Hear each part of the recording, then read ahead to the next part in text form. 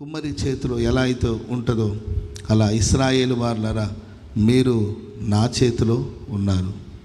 ఇక్కడ కుమ్మరి ఎవరు చెప్పాలి? కుమ్మరి ఎవరికి పోల్చడం జరుగుతుంది? యేసయ్య. మనల్ని ఎవరితో పోల్చారు ఈ వాక్యంలో? మట్టితో పోల్చారు. మన్నుతో, జిగటం మట్టితో పోల్చారు. మట్టి మనుషులు మనం. ఆమేన్.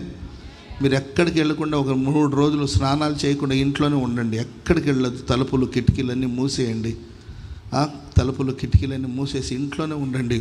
3 రోజులు స్నానం చేయొద్దు.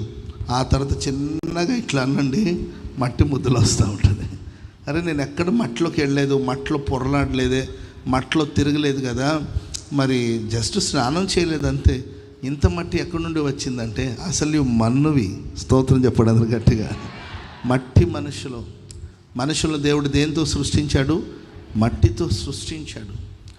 ఆయన ఒక శిల్పిలాగా, ఒక కుమ్మరిలాగా మాట్లాడుకుని, తండ్రి కుమార పరిశుద్ధాత్మ దేవుడు మాట్లాడుకుని మన పోలిక చెప్పున మన స్వరూపమందు మనుషులు నిర్మిద్దామని చెప్పి సృష్టి అంతటిని దేవుడు కలుగునుగాక అంటే అవన్నీ కలిగాయి. సృష్టిని సృష్టించినట్లుగా మనుషులు కూడా కలుగునుగాక అంటే ఆయన కూడా కలిగిపోతాడు. అలా చేయలేదు దేవుడు. మట్టిని తీసుకొని ముక్కు ఇలాగే ఉండాలి, కళ్ళు ఇలాగే ఉండాలి, నోరు ఇలాగే ఉండాలి, 2 చెవులు పెట్టు, కొంచెం మెడకాయ పెద్దగా పెట్టు, కాళ్ళు చేతులు ఇలాగే ఉండాలి, అవయవాలు ఇలాగే ఉండాలి. ఎంత అద్భుతంగా నిర్మించాడు. ఒక కుమ్మరి ఒక మట్టి పాత్రను ఎంత అద్భుతంగా తయారు చేస్తారో ఆ విధంగా శిల్పి అయిన దేవుడు, పరలోకపు కుమ్మరి అయిన ప్రభు మనల్ని ఒక శ్రేష్టమైన పాత్రగా నిర్మించాడు, సృష్టించాడు, తయారు చేశారు. దేవుడు అంటాడు, కుమ్మరి చేతిలో మన్ను ఏ విధంగా జిగటం మంటి కుమ్మరి చేతిలో ఎలా ఉన్నాయో ఇశ్రాయేలు వారులారా మీరు నా చేతిలో ఉన్నారు. చప్పట్లు కూడా మందరు గట్టిగా హల్లెలూయా, గట్టిగా హల్లెలూయా. ప్రియులారా, ఈ మట్టి కుమ్మరి చేతికి ఎలా వెళ్ళాయి? ఒక మట్టి పాత్రగా మార్చబడుట కొరకు మరి కుమ్మరి చేతిలోనికి ఎలా వెళుతుంది? బస్సు ఎక్కి వెళ్ళిందా, ట్రైన్ ఎక్కి వెళ్ళిందా, లేకపోతే ఎవరైనా తీసుకొచ్చి ఇచ్చారా? ఎలా వెళ్ళింది చెప్పాలి. ఎట్లా వెళ్ళి చేరుతుంది కుమ్మరి చేతిలోకి? చెప్పాలి. మీరందరూ ప్రభులోకి వచ్చారు. ఎలా వచ్చారు? బస్సు ఎక్కి వచ్చారా? ప్రభులోకి రావడం, చర్చికి అయితే బస్సు ఎక్కి వచ్చారు, ఆటో ఎక్కి వచ్చారు, ఆడవాళ్ళకైతే స్కూటీలు వచ్చాయి. సో చర్చికి రావడం కాదు నేను చెప్పేది, ప్రభు చేతిలోనికి మీరు ఎలా వచ్చారు అంటే మనంతటా మనం రాలేదండి.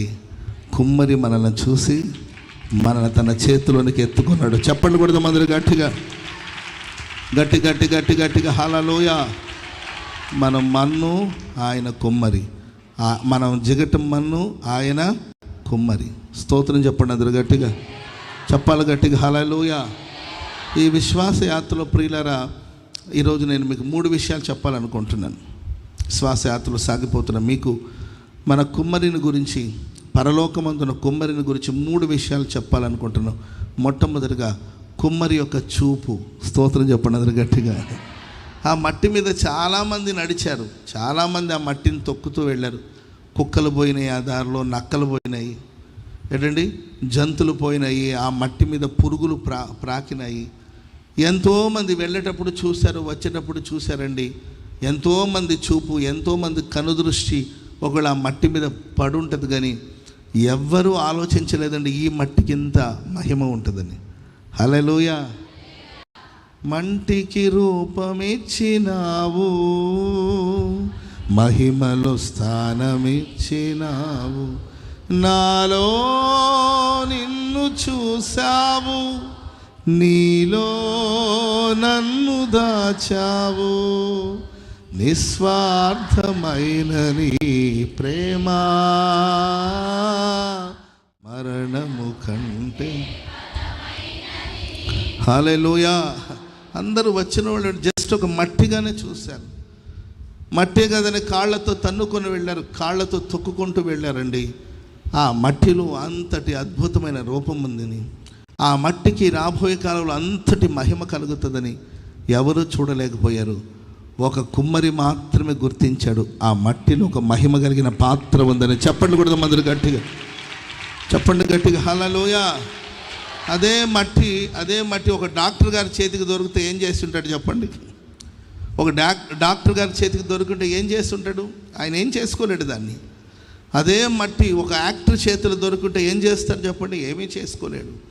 అదే మట్టి ఒక రాజకీయ నాయకుడి చేతిలో పడి ఉందనుకోండి, ఏది ప్రయోజనం లేని పరిస్థితులు ఉండేది. అదే మట్టి ఒక కుమ్మరి చేతిలోకి వస్తే అది విలువైన పాత్రగా మార్చబడేటట్లు ప్రియమైన వారరా, మీరు నేను ఒకప్పుడు మట్టిలాగా నిష్ప్రయోజనమైన పరిస్థితులు, ఎవరికి పనికిరాడు.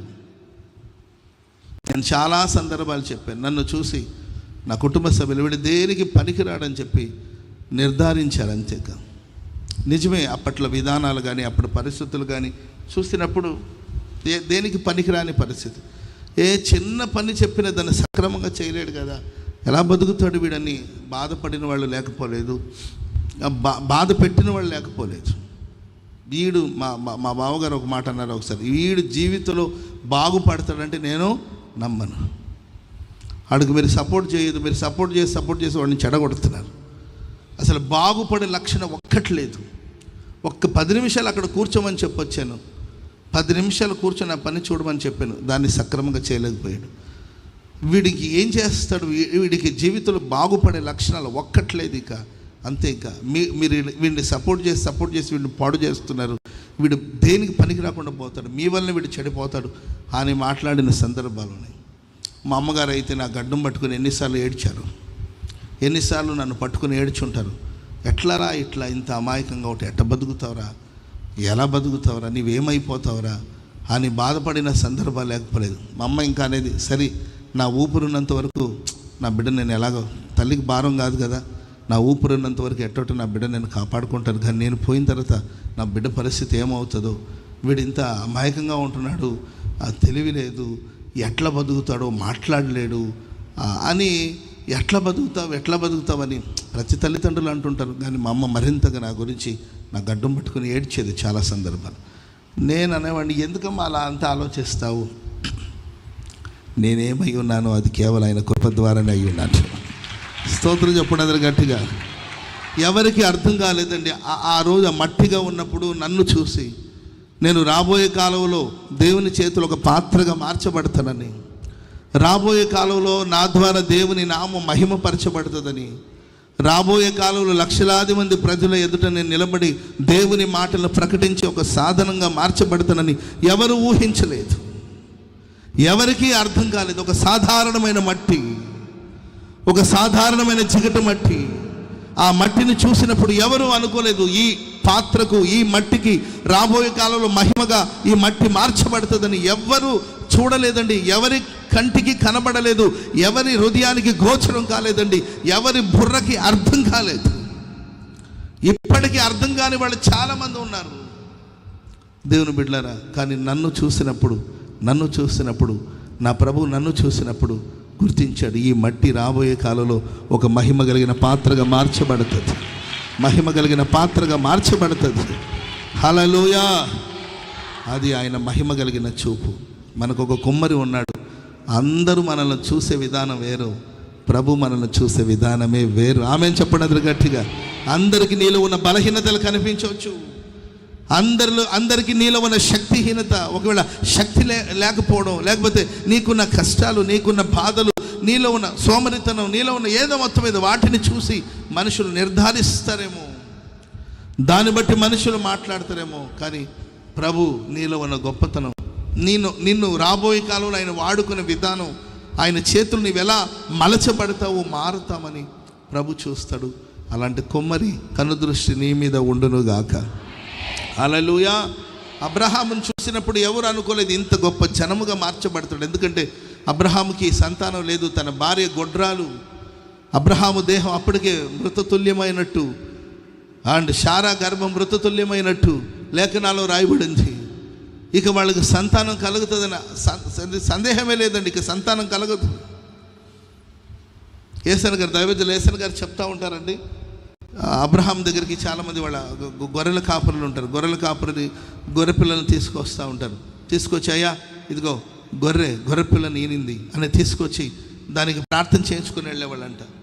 ఇంకొంతమంది పుట్టిన వాళ్ళ చంటి బిడ్డలను తీసుకొచ్చి అబ్రాహ్మ గారండి మీ చేతుల మీదే మా పిల్లోడికి ఒక పేరు పెడతారా అంటే తీసుకొచ్చి పేరు పెడతారంట. సంవత్సరం తిరిగి వచ్చినప్పుడు మళ్ళీ వాళ్ళే ఇంకొక చంటి బిడ్డను తీసుకొస్తారంట. తీసుకొచ్చి అయ్యా ఇంకొక పాప పుట్టిందయ్యా ప్రార్థన చేసి పేరు పెట్టయ్యా అని అంటే మొన్నగా పేరు పెట్టిన సంవత్సరం అయిపోయిందయ్యా, ఆడు పోయిన సంవత్సరం పుట్టాడు, ఇది ఈ సంవత్సరం పుట్టింది, దీనికి ఒక పేరు పెట్టండి అంటే వాడి పేరు ఏంటంటే ఆడి పేరు విని మళ్ళీ ఈ పాపకు ఒక పేరు పెట్టారంట. సంవత్సరం తిరిగి లోపల ఇంకొకరిని తీసుకొచ్చాడంట. వీడెవడరా అంటే మూడోవాడి. సంవత్సరానికి పిల్లల్ని గంట ఉంటే మనసులో ఎక్కడో అనిపిస్తుంది కదా. ఆ తర్వాత వాళ్ళే అని ఉండొచ్చు, అబ్రాహ్మ గారండి మీరు ఏమనుకోద్దండి, మేము సంవత్సరం పిల్లల్ని తెస్తూ ఉంటే మీకు పిల్లలు లేరనే విషయం గుర్తు చేస్తున్నామేమో అని బాధగా ఉంటుంది, కానీ అయినా తప్పలేదు కదండి, యజమానుడు నీవు పేరు పెట్టాలి కదంటే దాసుడు లేకపోతే దాసురాలు పిల్లల్ని కంటా ఉంటే వాళ్ళకి పేర్లు పెట్టి దాని వరకే తమ జీవితం పరిమితం అయిపోయినట్లు ఉండొచ్చు. శారా బయటికి రావడానికి కూడా ఒకవేళ ఏంటంటే ఎవరైనా పిల్లల్ని తీసుకొస్తే బయటికి రావడానికి కూడా సాహసించకపోయి ఉండొచ్చు. ఎందుకంటే పిల్లలు లేరు కదా, పిల్లలు లేని దాని చేతిలో మా పిల్లల్ని పెడితే ఏమైనా జరుగుతుంది అనుకుంటారేమో అని, వాళ్ళు అనుకున్నారో లేదో కానీ అనుకుంటారేమో అని అనిపించి ఉండొచ్చు. ప్రేమైన వాళ్ళరా, ఎవ్వరు ఊహించలేదు, ఎవ్వరు అనుకోలేదండి. కానీ అబ్రహాములో ఒక గొప్ప సంతానాన్ని ప్రభు చూస్తాడు. చెప్పండి కూడా మొదలు గట్టిగా